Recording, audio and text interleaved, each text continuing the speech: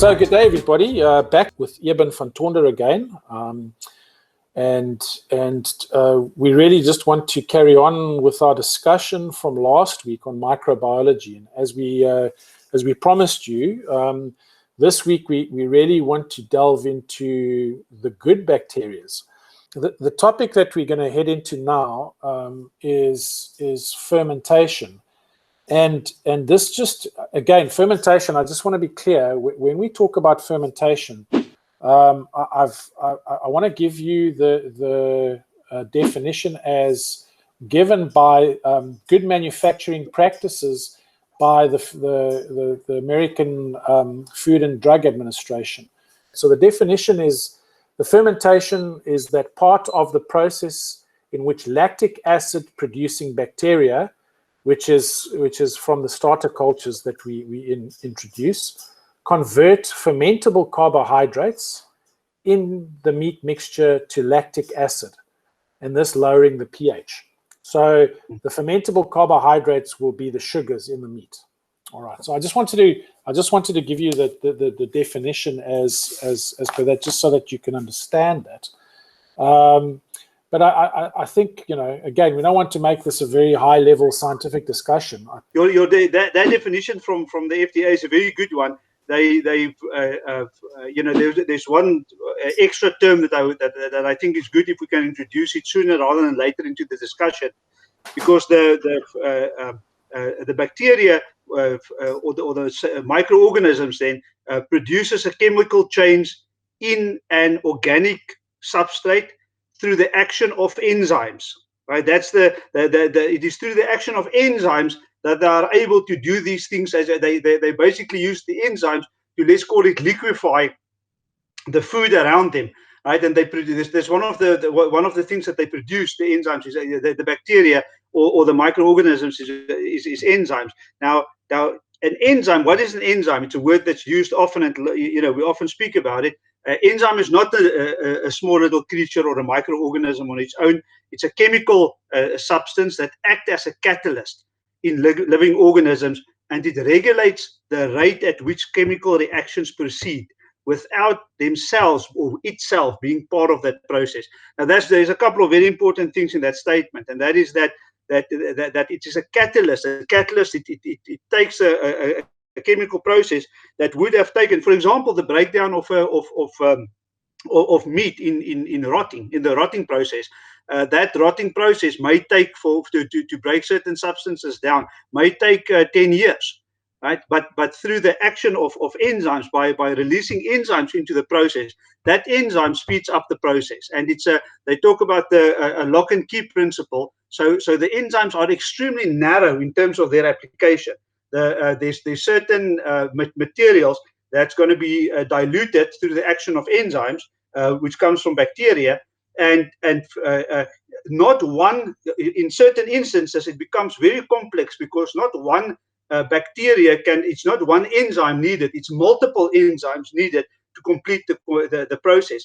And so you have this amazing symbiotic relationship between the different bacteria who's producing the right type of enzymes in the right type of environment to break down certain substances. And there's enzymes reported in Japan in landfill sites that's able to break down plastics, for example. I mean, there's enzymes, you know, this hunt for the right enzymes becomes a study and a field that is absolutely huge and massive around the world. You know, some of the largest enzyme companies in the world are associated with some of the large ingredient suppliers to the meat industry, and they channel their information to the meat industry, and a lot of that information then ends up in curing, you know, your artisan curers.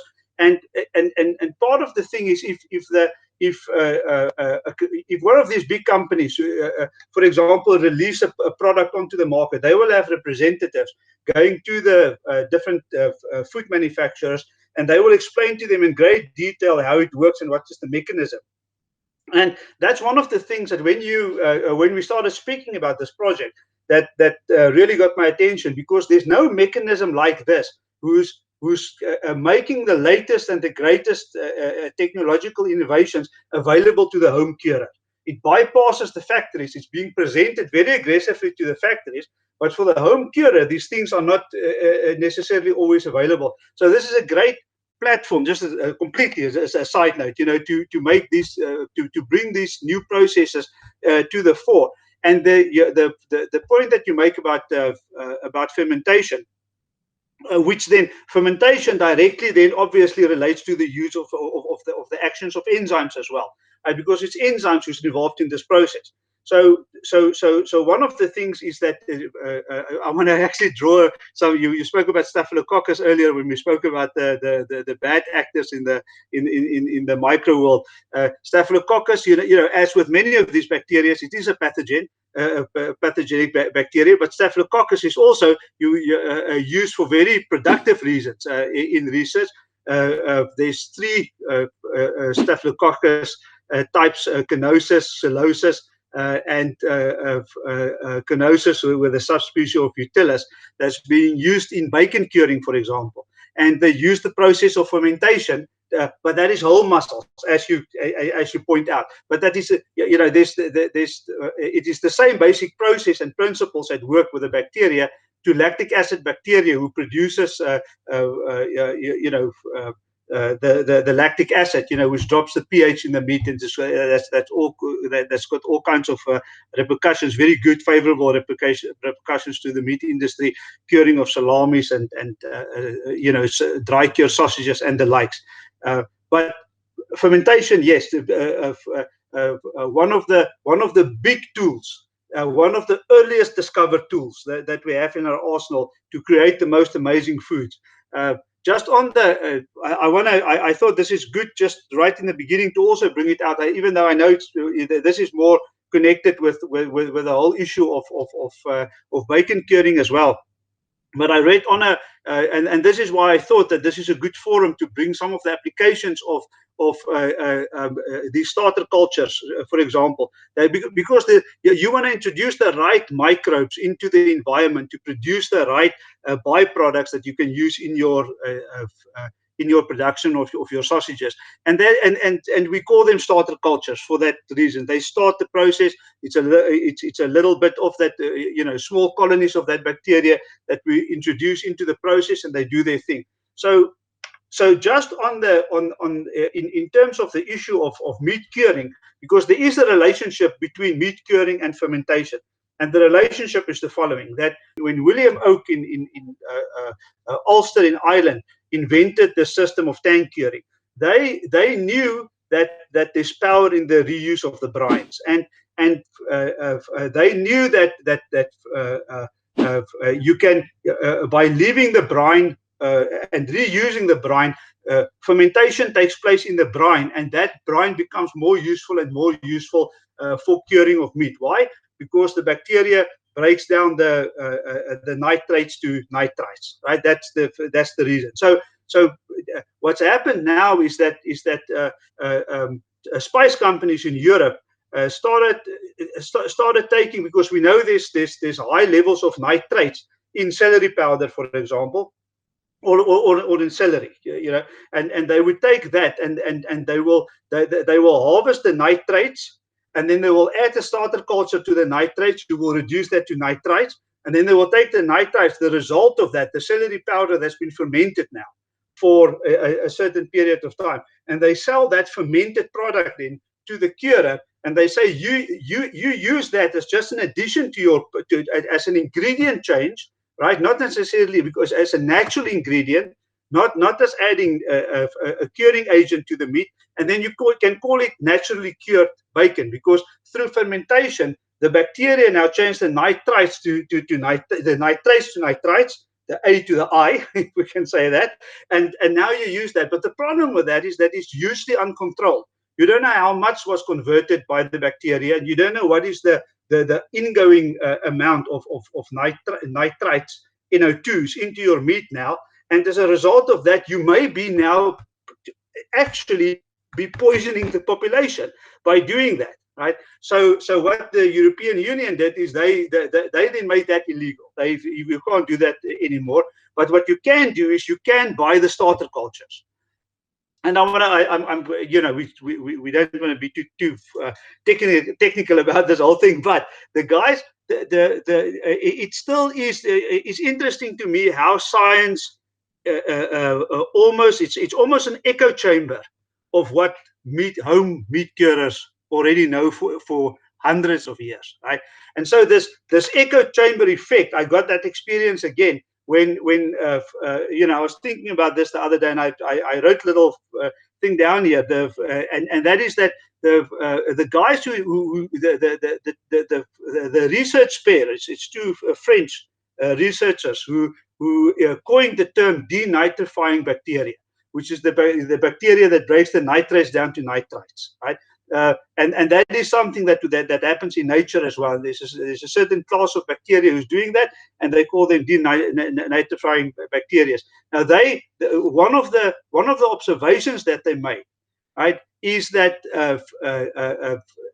and this, I'm reading their findings for you: adding carbohydrates and organic acid to pectone, a soluble protein formed at the early stage of protein breakdown. If you add that to meat, it stimulates nitrate to nitrite reduction. So why the carbohydrates, the organic acids, they're all part of the mix. They all become important. So a more reduced environment, not a more reduced environment, a more acidic environment favors fermentation of nitrates to nitrites, right? And so there you have fermentation. So you have fermentation in terms of the production of wine and the production of all kinds of food. You know, I will say fermentation is probably one of our oldest forms of preservation that we started using, but it's got a rich history, and the field is absolutely massive. But it also encompasses something as simple as meat curing. You know, fermentation is still part. Let's say it's the first step in meat curing, which happens almost behind the scenes, and we're not always conscious of that fact that nitrates had to change into nitrites, and that whole process perfectly fits the definition of fermentation. Yeah, I think there's, again, very interesting couple of points there that I want to just highlight again. And I'm going to deal with the nitrate to nitrite conversion. You know, again, this is a topic that we're going to repeat this down the line, because we're going to have a big discussion on nitrates to nitrites at some point, Eben. But again, just to preempt that and just mention it here, one of the things that home curers struggle with is when to use what. And I know we again mentioned it in one of our earlier chats, but it just, again, it brings it all back together again for me, because obviously we're using, when we're producing a meat that is going to cure for a longer period, we obviously want to introduce nitrate, which then has time to break down into nitrite. Now, this goes without saying in the process of fermentation that the meat goes through, whether it's actually dry cured sausage or whether it's actually whole muscle, it does go through a fermentation. And that then, as part of that, is also breaking down the nitrate to the nitrite. When we're making products that probably cure in less than 30 days, then we would use a nitrite only. So that would be like a bacon or a hot smoked sausage that we're making, and that would then be sort of defined in what is called Cure 1, and Cure 2 would be one that contains it does contain nitrite, but it will also contain nitrate. So that's just important. But we're going to get into that rabbit hole. We're going to delve down, and it's probably going to take us on many forks. So we'll get into nitrite discussion in a couple of weeks' time. Something that I read that I want to just touch on when we talk more about the fermentation. This week on one of the forums, again, there was a chap who wanted to create sausages, but he couldn't use starter cultures for personal reasons, and so the debate went around, you know, safe safe fermentation of sausages without introducing a commercial starter cultures. And I have done that in the past as well, but not so. Obviously, you just have to make sure that your environment is correct and you follow the right procedures. But the point is that by introducing the starter cultures, you take away a lot of the risk. But one of the interesting things that I also came across, which I'd never seen before, and this goes into when people make sourdough bread, for example. When you bake a sourdough bread, you've got a starter culture, and in actual fact, there was a baker that I knew in South Africa that had a starter culture that was over, I think it was 600 years old. Yes. That had literally been, and so what happens with a starter culture is when you make your sourdough bread, you keep a little piece in a container in the fridge, and that then proliferates your starter culture. And you bake your sourdough bread, and because again, sourdough bread is basically going through fermentation. That's what makes it sour. And so the next time you bake a bread, you take this bit of starter culture and you put it with your bread batter, and you introduce that and you let it stand for a bit, and it does its thing, and the yeast activates and the fermentation process starts taking place, and you break off a piece again and you put it away for the next time. And this guy, this baker, used a starter culture that had been used for over 600 years. And interestingly enough, this week I read about people who do meat, a sausage curing like that. So obviously, once the fermentation has taken place, they then break off a piece and they keep it in an environment where it keeps. And then the next time they make sausage, instead of putting in a starter culture, they then introduce this the older piece of or the older bits of ground up meat as their mother batter or their mother batch, and they then use that to ferment the sausage. And then once the fermentation has taken place in the meat, they break a piece off and keep it like that. That's fascinating. You're absolutely right, and I can imagine in antiquity that must have been one of those magical things that you don't actually know how it works, but it's a connection to the past, and it somehow grounds us to something that's very old, and we're using something here in a very personal thing like bread that we eat. In a way, we are eating the same piece of bread as has been consumed for hundreds of years.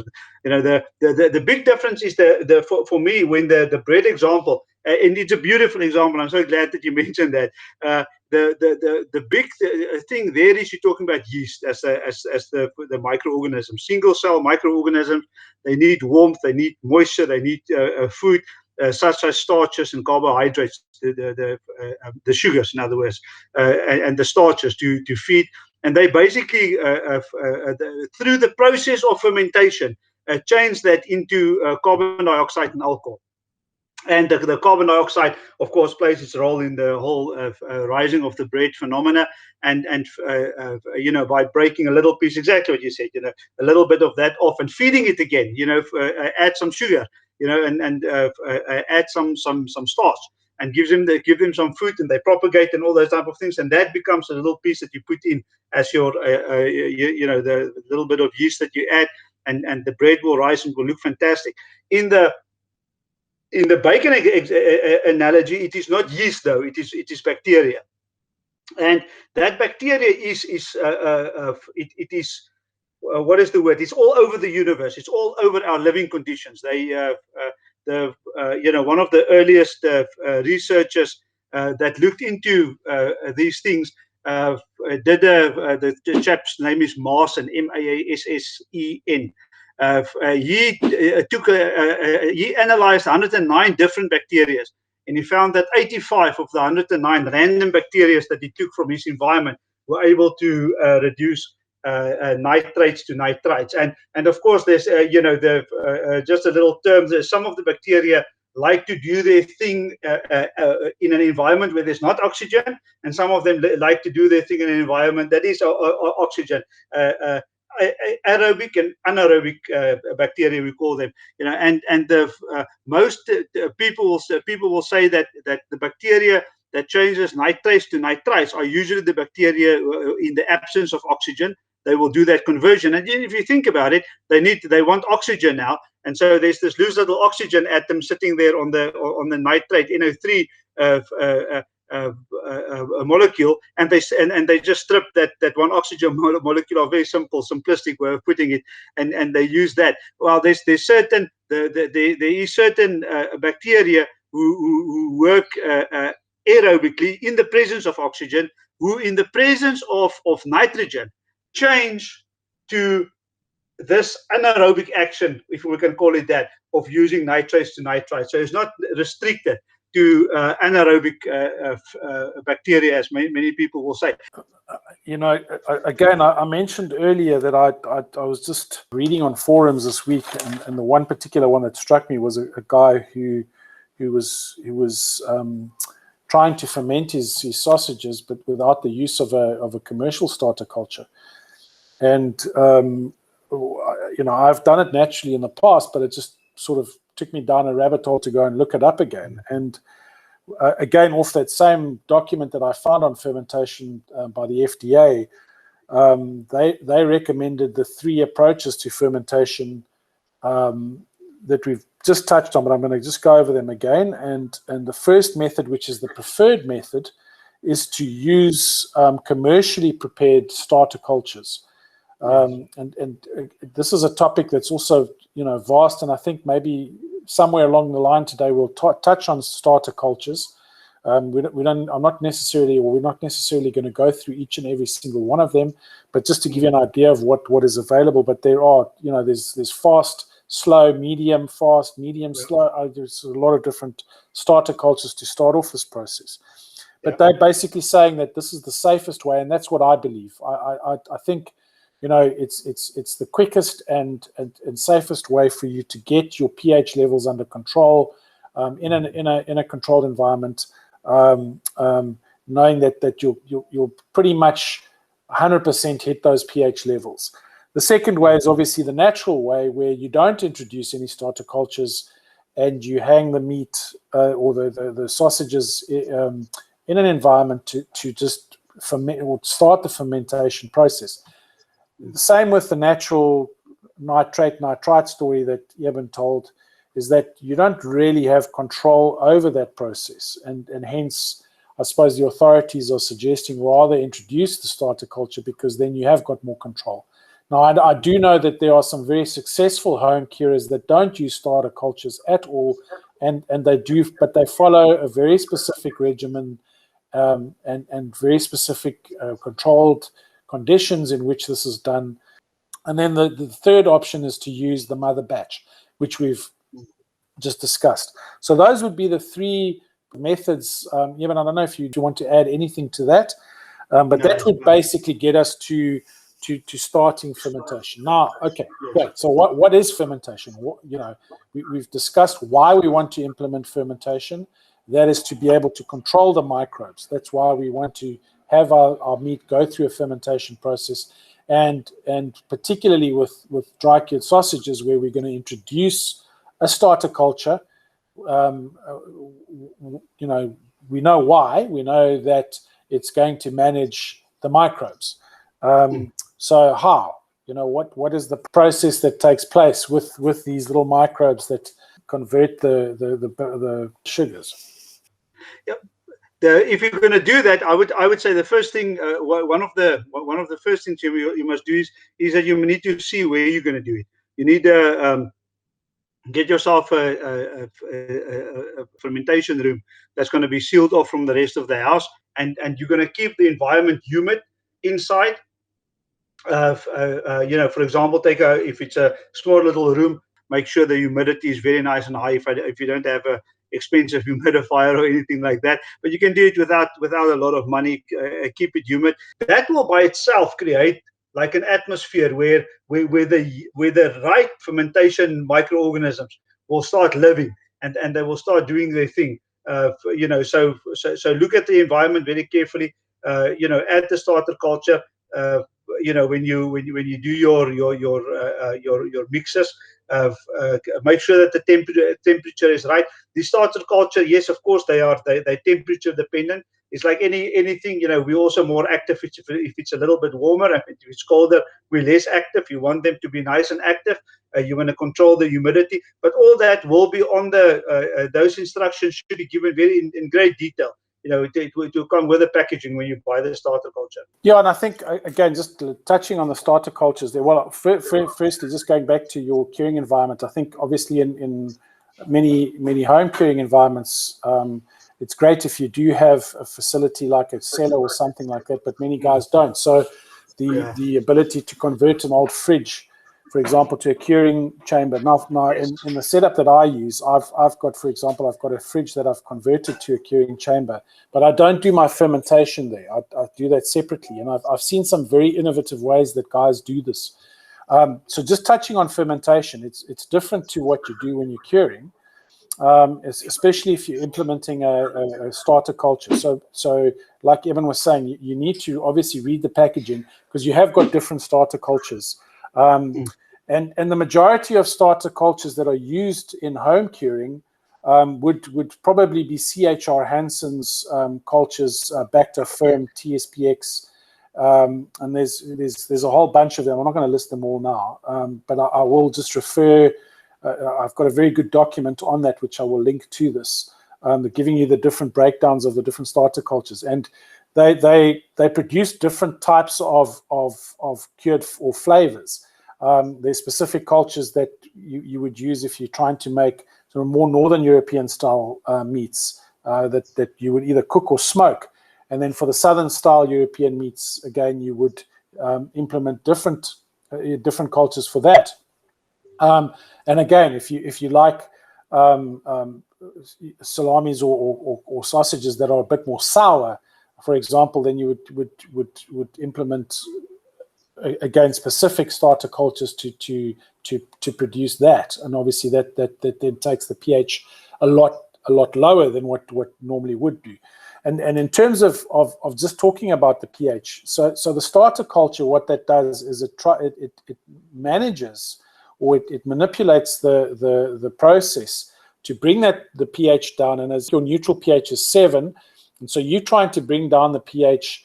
And for safe production of safe dry cured meats, you're wanting the pH to be 5.3 or lower than that.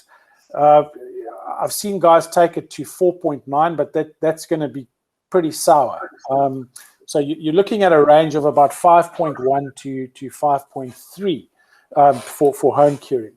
And most of these starter cultures that you would be able to purchase will do that job for you. And the environment is generally then temperatures of in Celsius 20 to 25 degrees. You don't want to go higher than 25, and you don't want to go lower than 20, because again, that typically will as Eben mentioned, just in a good example, we get more active when it's warmer. So that would be typically the temperature. Now you got to be careful, because going over 26, again, you're getting to a stage where you're now going to produce problems within the meat, and typically your fermentation process, you don't want to keep your meat in this band for longer than 55 hours. So it's roughly 2.5 days. You don't want to go for longer than that. If your pH is still not dropped to below 5.3, then you're going to have to you're going to have to assess what possibly has gone wrong. And then humidity plays a very big role. So again, traditionally in your curing chamber, you're going to have temperatures of nothing more than 15 degrees Celsius, and humidity of my go-to humidity is 75%. But the band that is published all over is between 65 and 80%. I personally think anything below 70% is too low, and you're going to get case hardening. But so for me, it's 75, and then obviously above 80%, you're going to start getting mold issues. But when you're fermenting your meats, and this is a process that you don't necessarily have to do with whole muscle, because they're going to be drying for a much longer period, so you've got a lot more time in a controlled environment. But for sausages, you're wanting to put it at that high temperature for maximum 55 hours. but your humidity you can spike up to 92, 93%. So between 85 and 93% would be sort of what I would go to. But again, you don't want to take it for longer than that, because otherwise you're gonna end up having mold issues, molds that you don't want. So that would be the process to kick off your fermentation. That would spark the cultures to start working actively. Of course, I was just now I said Zila supplies this. It is actually Christian Hansen. Yeah, they seem to have. I mean, they've got plenty products. TSPX is sort of the one that gets published the most in books that I've seen, and I think that's the most readily available. But they've got plenty of different cultures. One of the newest ones that they've got now is called Flavors of Italy, and apparently I've never used it. The supplier that I use says he's going to be getting it, so I'd like to try it. But I've heard that it creates a very, very good flavor. Now, I mean, just on the starter cultures, just talking about the starter cultures, the guys who do their fermentation naturally, in other words, I mean, it's all naturally done. It's just we're implementing a culture to spark it, or to speed it up, or to get the process going, and to manage that process, or to make sure that the process does take place. The guys who know how to do this, the experienced guys, they swear by the fact that their salamis taste a lot, or their cured sausages taste a lot better naturally than without these starter cultures. Whilst I have cured or fermented sausages without starter culture in the past, and this is, I'm going to just make this analogy. Eben and I laughed a little bit earlier, and I'm going to use this analogy a lot, and I'm going to drive back to this thread about tradition and versus modern way of doing things, and the fact that I think tradition is a great thing, but things change. And I've used an analogy of a seatbelt in a car as one thing, but I saw, and it's not related to curing sausages or anything, but I saw a very interesting discussion between a husband and wife. It was posted on I think it was on my Facebook, because I'm subscribed to a lot of meat lovers and all that sort of stuff, and the wife is famous for her leg of lamb that she produces, and but the one thing she does with the leg of lamb is on the meat side. So you've got your femur bone coming out, and then you've got your meat side, and she cuts the end part, the round part of the meat part off. And after many years of being married, the husband eventually says to her, "Listen, I've been meaning to ask you, but I haven't. Why do you cut the end part off?" And she said, "No, well, that's the secret of the recipe, and it's very important." And and he said, "Well, where did you go? Where's that from?" No, my mom taught me how to do that, and it's very important. So I said, "But I'd like to be a little bit more scientific about this. So let's phone your mom and find out why she says that we should do that." And so they get on the phone and they phone the mom, and the mom says, "No, it's a very important step, but you have to do it." And so why? "No, because my mother told me that." So well, he said, "But what is the scientific reason? What is the reason for it? There must be a reason. Does it make the meat tender? Does it make the meat taste better?" No, it's just the process. And so he said, no, he's not happy with this. Let's phone the grandmother. Let's phone your grandmother and ask her.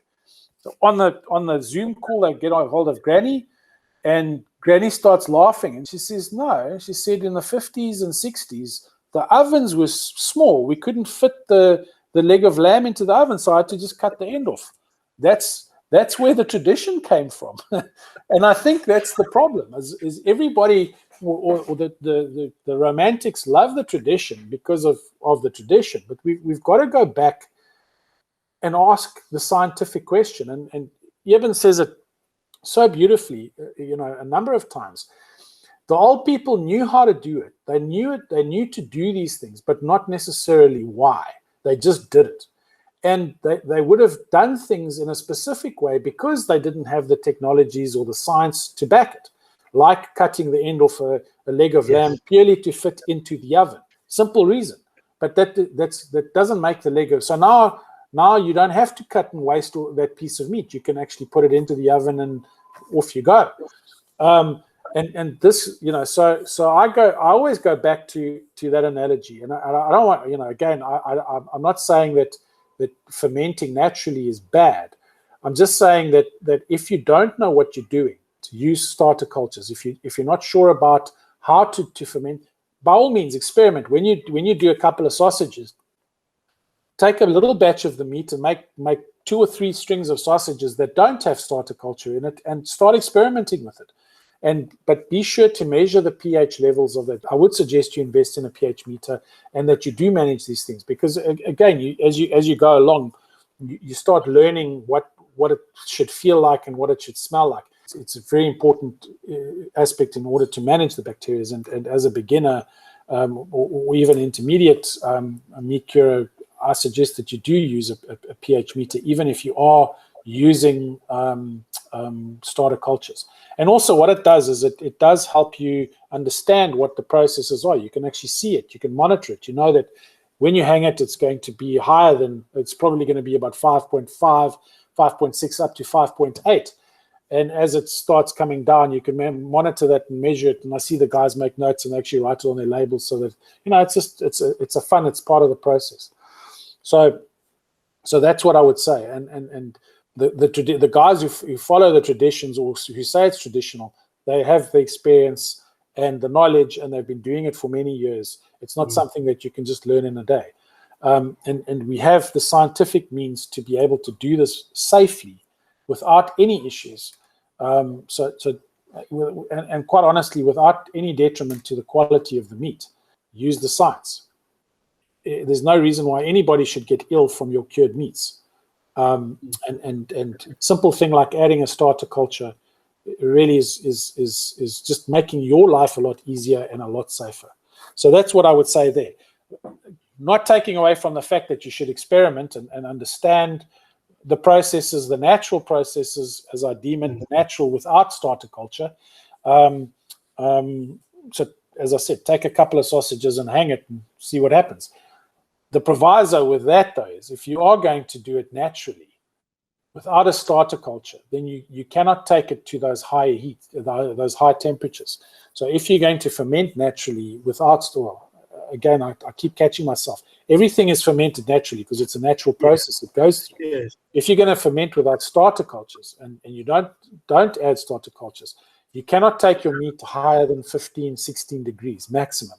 So in order to do it that way, you would keep your environment at that level, but you would spike up your humidity to those levels that I spoke of earlier, about 88, well, anything above 85 to 93%.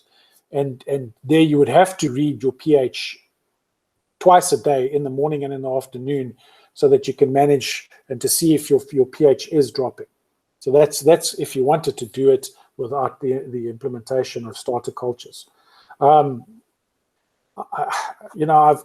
read of people using the juice that you get from making sauerkraut. I mean, sauerkraut goes through a fermentation process. I've never tried that myself. I've tasted the water that comes off it, or the juice that comes off it, and it's fairly pungent. So I don't know what effect that's going to have on your sausage, but that would be if you don't want to use a manufactured starter culture, maybe you can try that, or I don't know. I mean, I just think it's easier to use CHR Hansen products. I know around the world, I mean, for example, here in Poland, you can't get CHR Hansen products if you're not a licensed meat provider, because they just don't sell you small quantities. So that's just the way it's done here. I know in South Africa, the Lake Foods, and I mean, I used to get my product from Lake Foods and Freddie Hirsch in South Africa for our South African listeners. America, CHR Hansen is you can get just about any meat producer, any supplier. There's plenty. Canada, I've tried to assist a few guys. There's not many suppliers stock the CHR Hansen products, so they've got different products. So you just got to, again, read whatever product you buy, read the manufacturer's label. It's very important, because that will tell you how to implement the dose of starter culture and how you should implement that. Europe, there are a few websites where you can, and which I'm going to be using now, because I understand how CHR Hansen products work. So I'm going to be ordering from this one supplier now that ships all over Europe, and I will pop that website address in the detail below this video, so that you can get that information as well. But yeah, that just on the starter cultures. Also, another supplier I would check, Amazon as well. They Amazon, deliver. yes. Amazon in the US and the UK. I've checked. German Amazon doesn't have it, and Italian Amazon, they don't stock the CHR Hansen products. So, but I know that the UK Amazon and US Amazon do have. But there's a very, very big supplier in the US called Sausage Maker. They supply equipment and cultures and all that sort of stuff. So, but that you'll be able to Google fairly easily to find. And obviously, if you're stuck, you just contact us through the links below, and you'll be able to, I'll be able to assist you in trying to find out where you're going to find some of these. But again, I just think it's very important to, if you are going to make fermented sausages or dry cured sausages, is to implement with starter culture. I want to touch on. You said so many things that is so great. I love that story of yours about the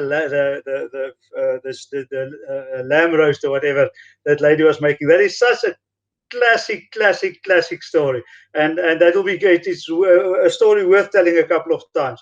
Experiment. The point is experiment. Don't let experiment. Exactly. Don't let do everything safely, and do everything exactly according to what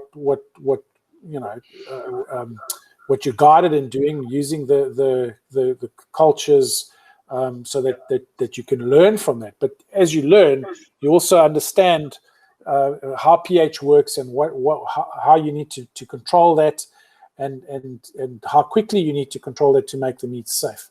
And that's the point, is to be able to understand it. And that's what the starter cultures just obviously excuse the pun, but kickstart you from learning fairly quickly and without too much failure. Yeah.